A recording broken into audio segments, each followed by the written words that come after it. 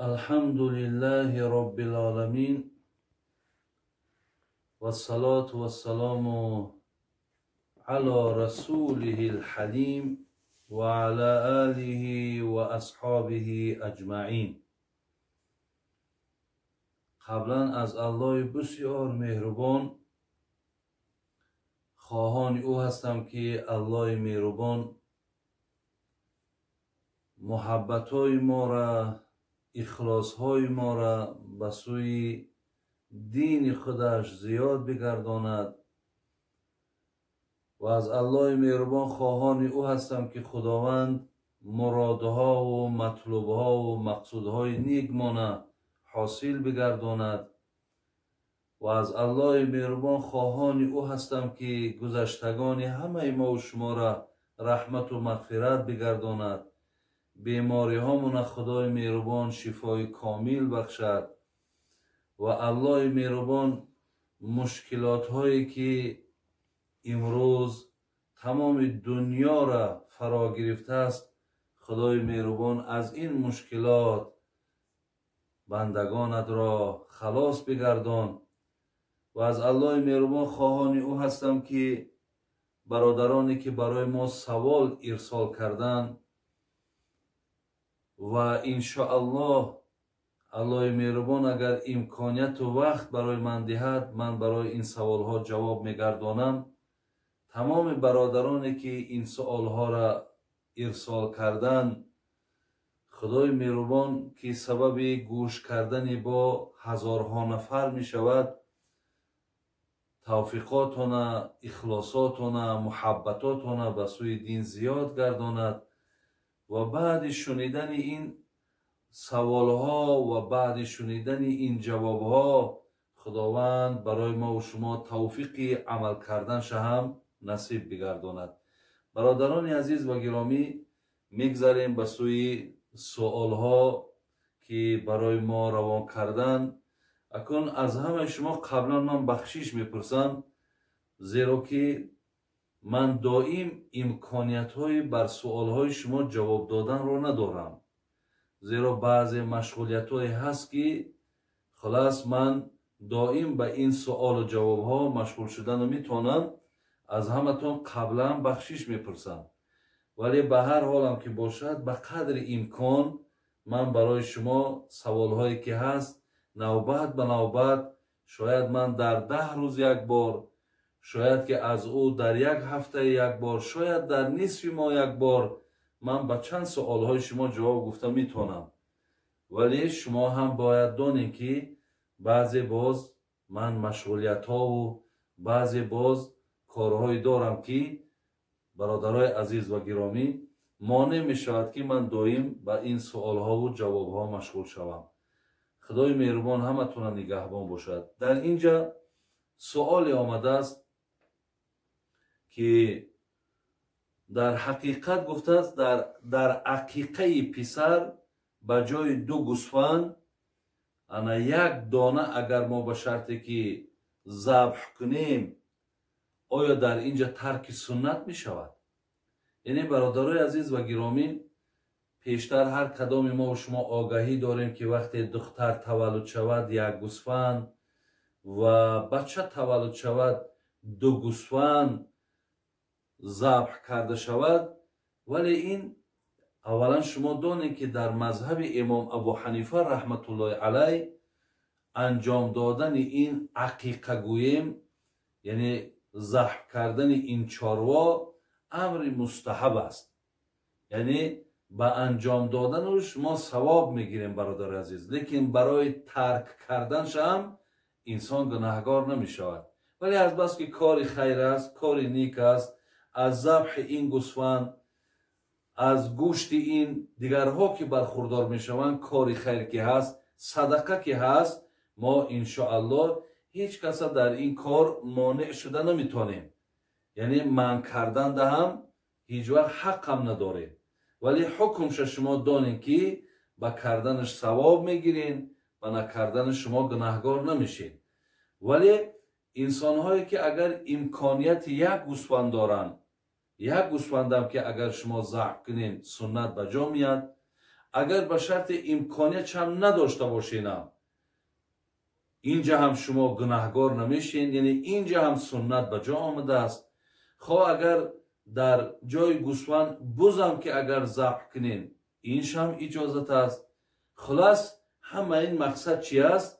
مقصد دستگیری دیگر انسان ها و همچنان شکرگزاری بر همین نعمتی که خدا به شما داده است، تا این گوشت ها در دست دیگران رسه و آنها در حق شما، در حق فرزند شما دعا کنند.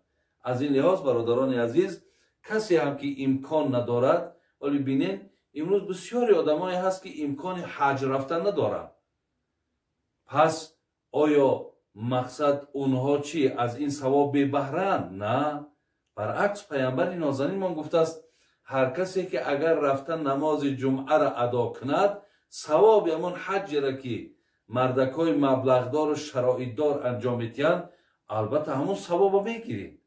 یا در عوض این بسیاری از عبادت های هست که بدون مال، بدون خرج پول شما وقتی انجامش میتین، شما هم همون ثواب ها را به دست میگیرین.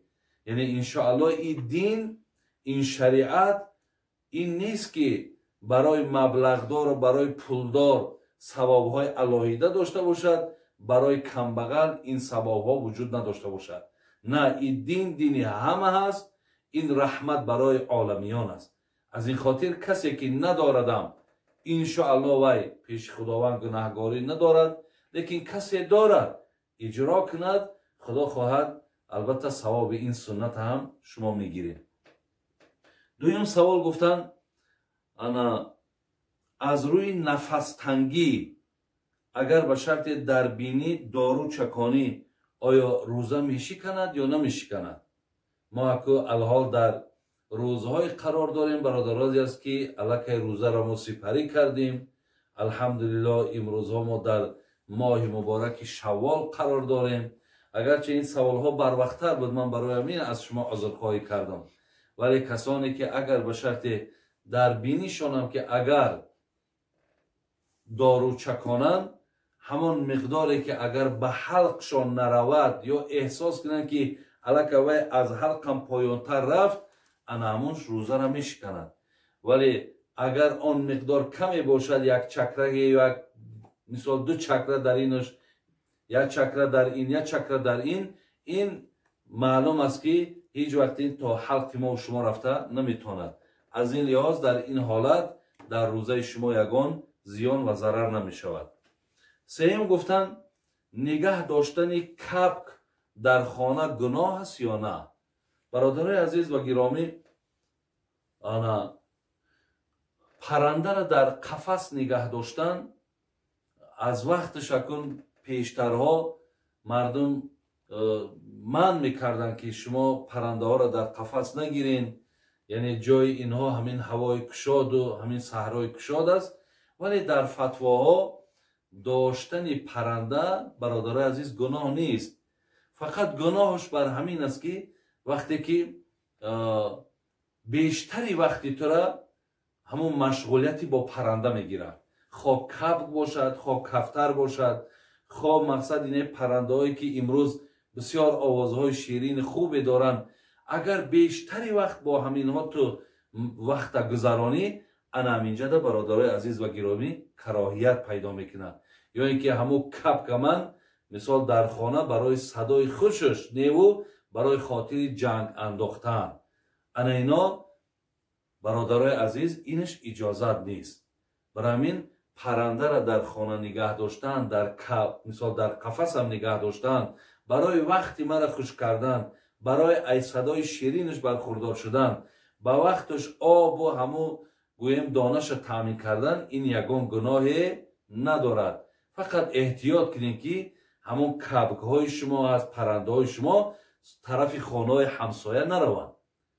ولی اگر در شهرها کو برآمده نمیتونن، دیوال های بلند است، لیکن در بسیاری از قشلاق ها مقصد از بس که دیوال ها نیست یا اینکه مقصد دیوال ها هم باشه پستره، به همین خاطر صاحبای کتاب گفتن که پرنده ها تا که خانه های همسایه میروند، شما از قفای اونها که به اجازت وارد خانه هاشون میشین، به همین خاطر عزیزای خدا منع میکردن.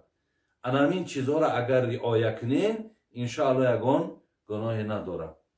хоб дигар саволе ки кардан, гуфтанд дар таровеҳ аз рӯи телефон қуръонро хатм кунӣ ҷоиз аст ё на?